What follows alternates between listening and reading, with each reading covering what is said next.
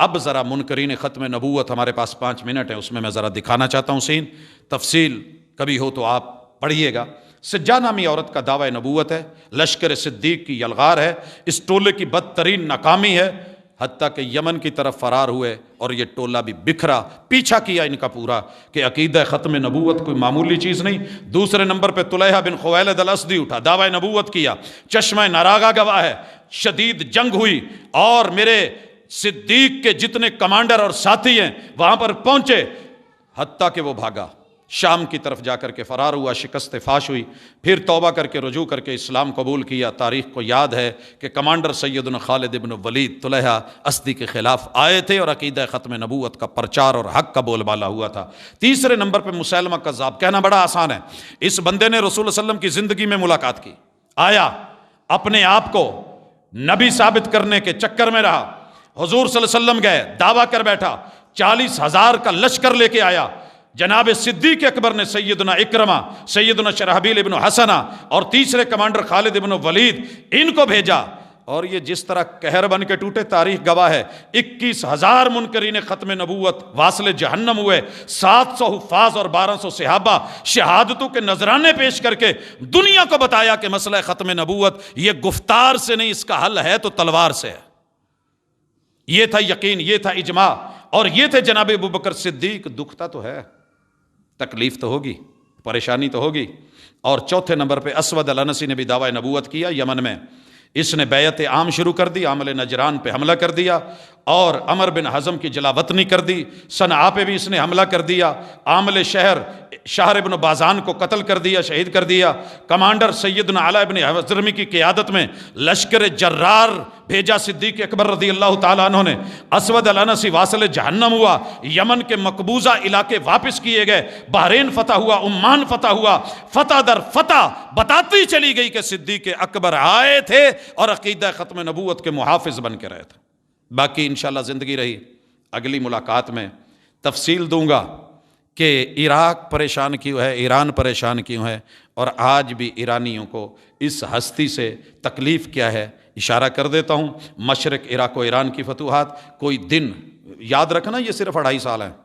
2.5 سال بھی پورے نہیں، 2 سال 3 ماہ 10 دن ہیں، اور یاد رکھنا اس میں اندرونی بیرونی سارے مسئلے مسائل ہیں۔ کمانڈر سیدنا خالد بن ولید لشکر کی تعداد ہے 8,000، عراق کے علاقے ہیرا الجزیرہ کو فتح کرتے ہیں، ایران کے فرات کے مغربی کنارے 15 مار کے صدیق اکبر کے دور میں ہوتے ہیں، ایک آدھا مار کا نہیں، 15 گنیے گا۔ اور یہ وہ جگہیں تھیں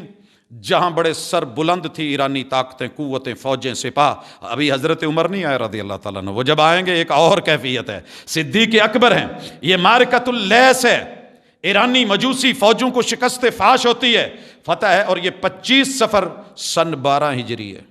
25 صفر دیکھتے چلے جائیے۔ ٹھیک 3 دن کے بعد بندہ ایک میچ کھیل کے نا ٹوٹ جاتا ہے، ریسٹ مانگتا ہے، ایک کام کر لینا، بندہ کہتا ہے ٹھیک۔ یہ مارکہ امغیشیہ ہوتا ہے، فتح ہے، اور یہ 28 صفر کو ہے 12 ہجری کو، 3 دن کا فرق۔ اس کے بعد مارکہ ولجہ ہے،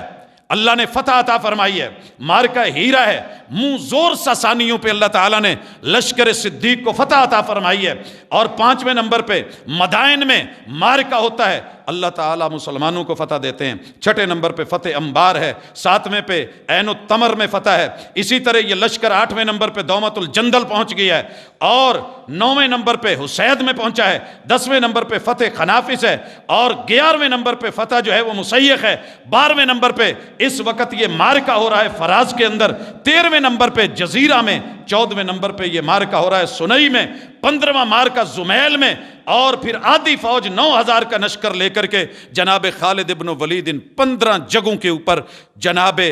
محمد الرسول اللہ صلی اللہ علیہ وسلم کا دیا ہوا دین، صدیق اکبر کا بھیجا ہوا لشکر، حق اور حقیقت، ایمان اور ایقان کے جھنڈے گاڑتے ہوئے کفر اور اس کے خلاف جتنا کچھ مواد جو مہیا کر رہے تھے پیچھے، ان کو کیفر کردار تک پہنچایا۔ خیر وقت ختم ہوتا ہے،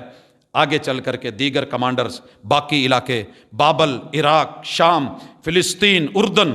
ان علاقوں میں صدیق کیسے پہنچے تھے؟ دنیا پریشان صرف اس لیے ہے کہ ہم تو کمزور سمجھے تھے، بڑا نرم دل سمجھے تھے، وقت بھی کوئی نہیں لیا، 2 سال 3 ماہ 10 دن اور پوری دنیا میں امت مسلمہ کا سر بھی بلند کر گیا، قرآن مجید بھی جمع کر گئے، اور خلافت علی منہاج النبوہ دے گئے، خلافت راشدہ دے گئے، بلا فصل دے گئے، اور وصل مصطفیٰ صلی اللہ علیہ وسلم کے ساتھ وصال ہوتا ہے بھائی جمادی الاولیٰ کو، اور 7 دفن ہیں، زندگی میں بھی ساتھ ساتھ، وفات کے بعد بھی ساتھ ساتھ، نشر میں بھی ساتھ ساتھ، حشر میں بھی ساتھ ساتھ، انشاءاللہ جنت میں بھی ساتھ ساتھ۔ یہی ایمان ہے، یہی عقیدہ ہے۔ تجھے دکھتا ہے تو میں کچھ کر نہیں سکتا، لیکن ایمان کی نظر سے دیکھے گا تو تجھے پیار آئے گا، اور اگر کسی دوسری نظر سے دیکھے گا، وہ تو جانے، تیرا دل جانے، تیرا سینہ جانے، سینے کا کینہ جانے۔ الم نشرح لک صدرک، صدیق کے لیے سینے کھلے ہیں جیسے مصطفیٰ کے، ویسے ان کے امتیوں کے کھلے ہیں۔ اللہ حامی و ناصر ہو، وما توفیقی الا باللہ۔